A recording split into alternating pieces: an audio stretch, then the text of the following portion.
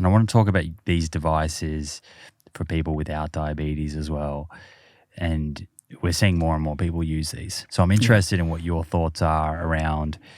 Clearly, these are wonderful devices for someone that's living with diabetes, potentially someone who is pre-diabetic, to get better insight into what their blood glucose looks like.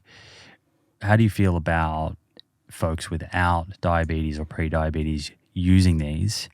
And second part of that question, what's the meaningful data here? Because, I hear you talking about time and range a lot, whereas when I look online, I see people talking about the steepness of the curve and whether their blood glucose is flat or not, being indicative of a healthy response or a healthy meal, for example. Yeah.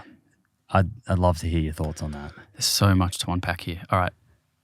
My initial feelings about general population wearing CGMs is very mixed, because on one end, I admire the people out there who want to take control of their health and find other ways to measure biomarkers and maybe improve their health. So it's commendable to see people doing that.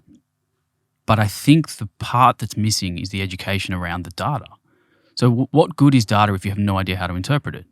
So, if you think about our heart rate or blood pressure on a daily basis, how it fluctuates. When you walk up a flight of stairs and your heart rate goes up, or if you go to the gym and do a set on the bench press and your blood pressure goes up,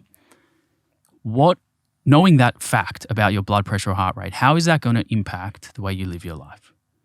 So would some people say, oh, well, that number went up, I better not go to the gym anymore, or better not take that flight of stairs. Better not take that flight of stairs. Surely people aren't doing that. But I guess the sort of analogy I'm trying to make here is that if you don't know how to interpret natural fluctuations and you don't know what's normal and physiologically normal, then what's the point in knowing these things if you're living a healthy life anyway?